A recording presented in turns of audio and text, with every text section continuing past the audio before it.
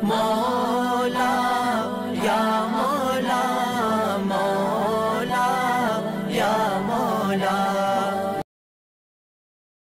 دین اسلام کی بنیاد 5 ستونوں پر ہے۔ بنی الاسلام علی خمس، اس میں ہے ایک ایمان، پھر نماز، پھر روزہ، زکوٰۃ اور حج، یہ 5 اعمال بنتے ہیں۔ ایمان لانے کے بعد سب سے اہم عمل نماز ہے، اور قیامت کے دن سب سے پہلے اسی کے بارے میں پوچھا جائے گا، اور نماز کی پابندی نہ کرنے کی وجہ سے اکثر لوگ جہنم میں جائیں گے۔ چنانچہ قرآن مجید میں اللہ تعالیٰ فرماتے ہیں کہ جہنمیوں کو جہنم کی آگ میں جلتا دیکھ کر فرشتے پوچھیں گے کہ تم کون سا عمل کرتے تھے کہ تم اس بری جگہ جہنم میں آ گئے؟ قالوا لم نک من المصلین، پہلا جواب وہ یہ دیں گے کہ ہم بے نماز تھے۔ تو جہنم میں جانے کی بنیادی وجہ بے نمازی ہونا، اور اعمال بھی ہیں مگر یہ عمل خصوصیت کے ساتھ، اس لیے نماز کو بنانے کی ضرورت۔ نبی علیہ السلام صحابہ کو نماز پڑھ کے دکھاتے تھے اور فرماتے تھے صلو کما رأیتمونی اصلی، کہ جس طرح میں تمہارے سامنے نماز پڑھ رہا ہوں تم بھی اسی طرح نماز پڑھنے کی کوشش کرو۔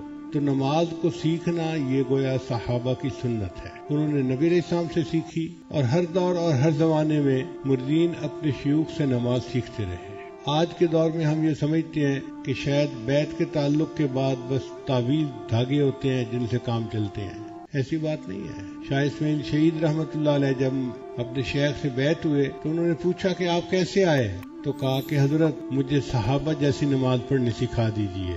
یہ بیعت کا اصل مقصد ہے کہ بندے کی نماز سنور جائے، حتیٰ کہ اس کو نماز کی حلاوت نصیب ہو جائے۔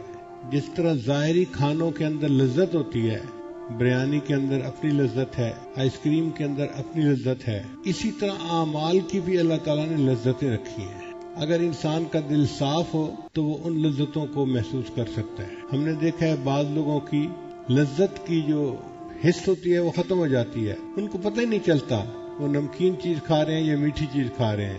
وہی حال آج ہمارا ہے کہ اعمال کی لذت کی حس ختم ہو چکی گناہوں کی وجہ سے، پتہ ہی نہیں چلتا ہم نماز پڑھ رہے ہیں یا تلاوت کر رہے ہیں یا ذکر کر رہے ہیں۔ انسان اگر اپنے قلب کی کیفیت کو جانچنا چاہے، اس کا ایک لٹمس ٹیسٹ ہے۔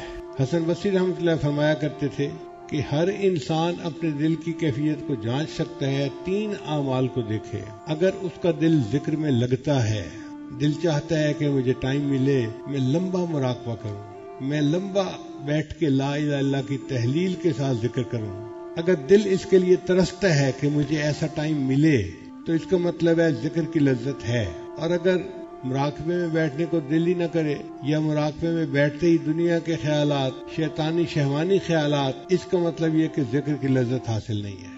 ہمارے بعض بزرگ گھنٹوں مراقبہ کرتے تھے، چنانچہ حضرت مولانا حسین علی وہاں بچنا والے ایک بزرگ گزرے ہیں، بڑے مفسر قرآن تھے، ہمارے حضرت نے ان سے تفسیر قرآن کا علم سیکھا۔ حضرت فرماتے تھے کہ وہ عشاء کے بعد مراقب ہوتے تھے اور پوری رات مراقب رہتے تھے۔ ان کے ہاں خانقاہ میں مراقبے کی ابتدا ہوتی تھی تو اختتامی دعا نہیں ہوتی تھی۔ مریدین کو کہا ہوا تھا کہ جو بندہ تھک جائے وہ اٹھ کے چلا جائے۔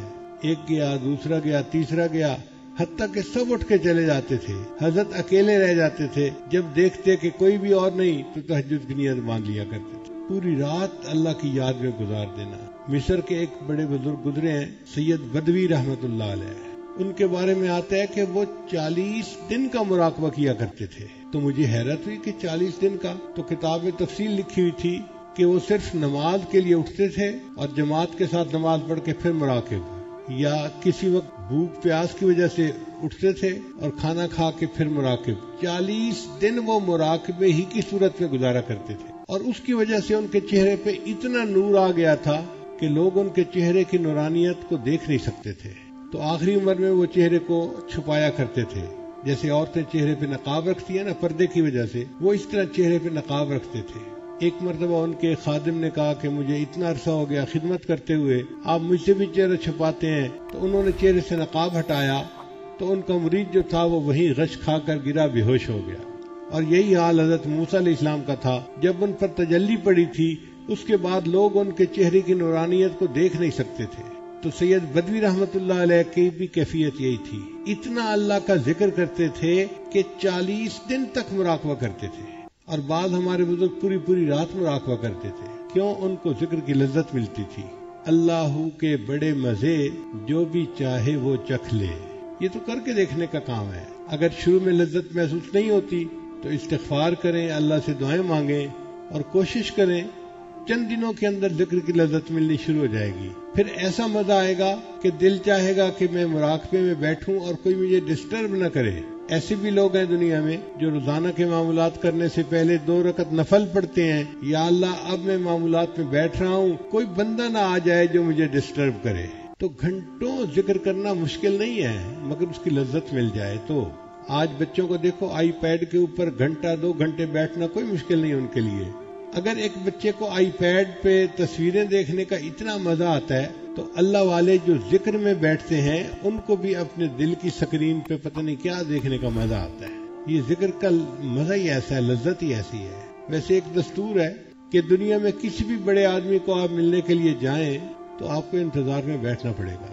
مثلاً آپ جائیں جی میں پولیس کے بڑے سے ملنا ہے, تو یہ نہیں ہو سکتا کہ آپ جائیں اور سیدھا دفتر میں اس کے سامنے جا کے بیٹھ جائیں. آپ کو دفتر کے بعد انتظار کرنا پڑے گا. جی صاحب میٹنگ میں ہے, فارغ ہوں گے, آپ سے بات کریں گے.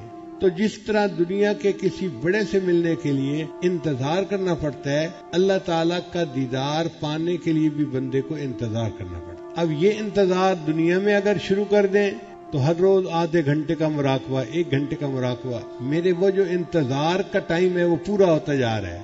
اگر دنیا میں اس نے انتظار کا ٹائم مکمل کر لیا, اللہ اس کو قیامت کے دن اپنا دیدار عطا فرما دیں گے. اور اگر دنیا میں یہ عمل نہ کر سکا تو پھر اس کو آگے جا کر انتظار کرنا پڑے گا, پھر اس کو اللہ تعالیٰ جنت دیں گے اور اپنا دیدار عطا فرمائیں گے. لیکن بڑے کے ملاقات سے پہلے انتظار کی گھڑیاں پوری کرنی پڑتی ہیں, انہی کا نام مراقبہ ہے. ہم مراقبے کو اس نیت کے ساتھ کریں, اللہ میں آپ کا دیدار چاہتا ہوں اور اس کے لیے یہ جو انتظار کی گھڑیاں ہیں میں دنیا میں پوری کر رہا ہوں. آج آدھا گھنٹہ, 15 منٹ, 1 گھنٹہ, 2 گھنٹے, یہ گھنٹوں کیا چیز ہے. آپ دیدار کا وعدہ تو کریں, پوری زندگی لگانے کو تیار ہوں.